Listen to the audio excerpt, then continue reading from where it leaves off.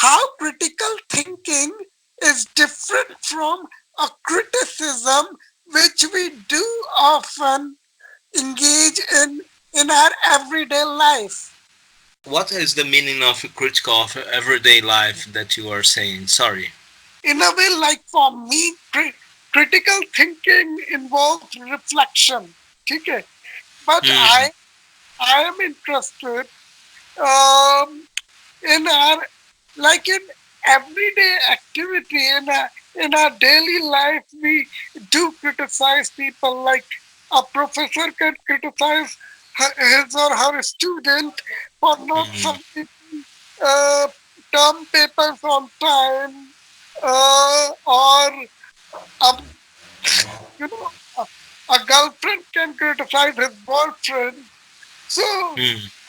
more interested in uh, in knowing how uh, these quote unquote uh, I understand. Yeah. I think that in terms of critical theory, we can think about the question of body. Uh, I remember here a political professor of Eurasian civilization that Marcuse is thinking about the limits of the capitalism when uh, we know this kind of domination, this kind of repressive powers, this kind of subjugation and disciplinization to is constructing a body, but something in the body is resisting against these forces. And I think that is a connection between Foucault too.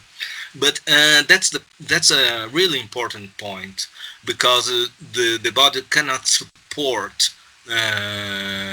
this kind of structures of power, this kind of relation of power, and the body himself constructs a resistance force. It can appear in kind of psychological questions like depression, or in Marcuse terms, the kind of burning himself, or when the hippies construct their own bodies to make another body different from the bourgeois body, and so on and so forth. Then that's these are elements, uh, these are signs to construct a kind of criticism of everyday life. I don't know in terms that you are saying, and Foucault goes deeper in this direction because he took this body. He analyzes this body in abnormal. In the lectures about abnormal, for example, it's a lot. There are a lot of examples of how you can construct another body different of our normal body, quote unquote normal body, and that is kind of loss of experience that you are doing. Oh, sorry. This kind of loss of experience, loss of reasons and multiple reasons that appears in, for example, in the Renaissance when we think about the history of madness, and how the madness is limited by the regime of modern reason, and how madness is as construction of modern reason. And I think that's an important point that Foucault is going on, and that's why Foucault goes to the prisons, to the psychiatric hospitals, or even to education when these bodies appears.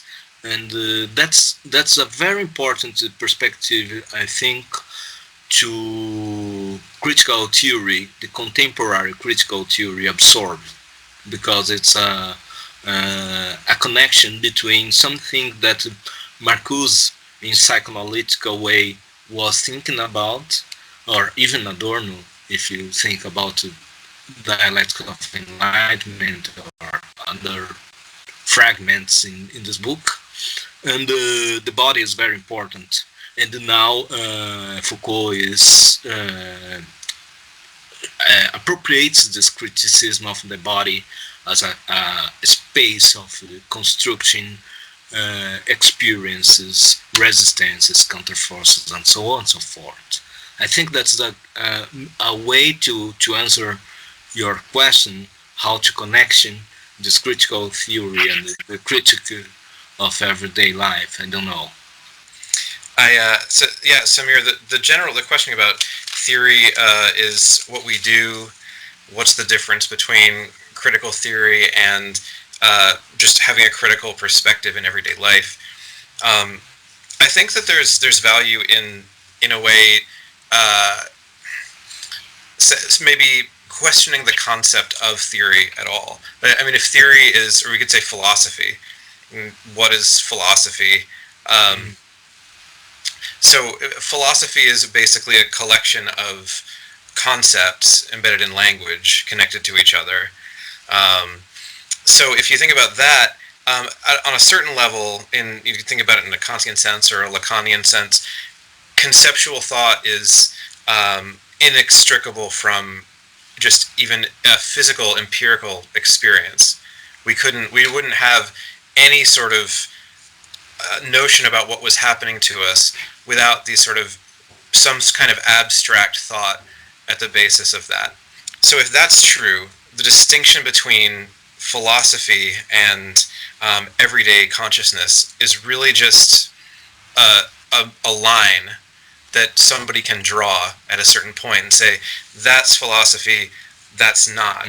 But we're always using concepts. So philosophy, there's a problem if philosophy goes so far out that it doesn't ever reach what is happening to people in their day-to-day lives and doesn't really help people better their positions, make society more just or more fair.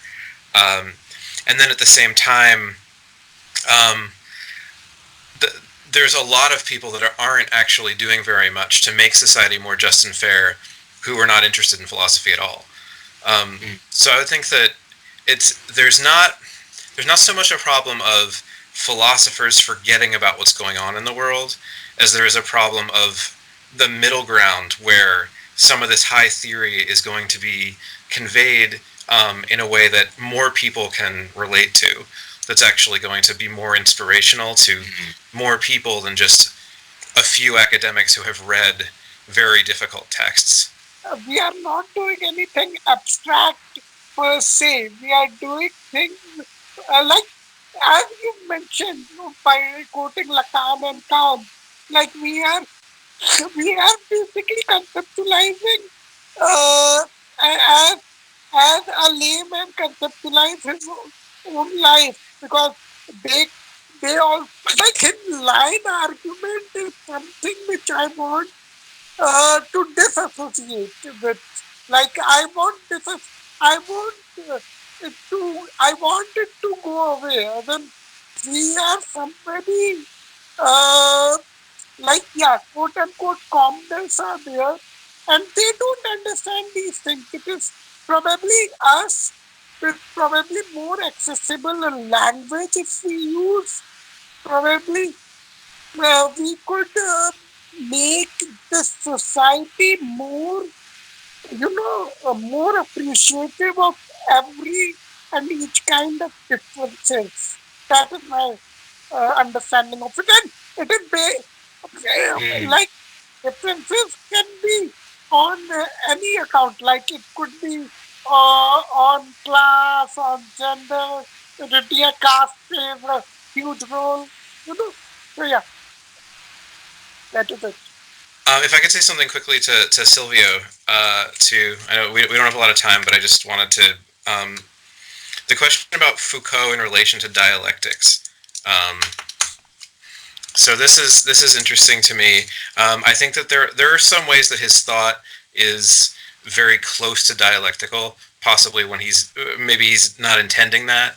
Um, but there are certain statements like, wherever there is going to be power, there's going to be resistance, or even the way that he has a view of modernity as kind of an increasing uh, dissipation of power, which is actually an increase of control in a certain way, even though it goes against maybe what sort of a typical Western common sense view would be, which is that um, modernity is a trajectory of increasing freedom. So he's kind of, in a way, that it implies a dialectic of our increasing freedom is actually increasing control. So there's something. I think that a lot of his writing, there's some buried sort of dialectical implications. In my opinion, dialectics is an extremely useful tool, and it also, by no means, it captures all of existence. So having theory be locked into dialectics is too restrictive. But then abandoning dialectics, I think, is also unnecessary, and it's disempowering because it is a really useful tool. Foucault's theory of the subjectification, the creation of the subject, uh, in contrast to psychoanalysis, in contrast to depth psychology, that there is no repression, it's just a positive creation of the subject. Um, this is something that I've been trying to wrestle with, because in some of my own thinking and some writing that I'm doing right now, I'm really drawn to Foucault's theory of neoliberalism, but I'm not quite willing to let go of the notion that there is a self that's being impacted by these forces. Even in dialects or psychoanalysis, we have to contextualize these words. What's the meaning of dialects in France? What's the meaning of dialects in German or United States, or so on and so forth, or India too? And the same is psychoanalysis. And it's very interesting because there is a tension between Foucault and Lacan psychoanalysis, for example. Foucault is trying to escape this kind of a biological lecture reading on Freud's psychoanalysis. Lacan has the same movement. And if you think about the subject of Lacan, psychoanalysis, there is no a substantive self in Lacan. Like in American psychoanalysis, there is a very strong reading on self.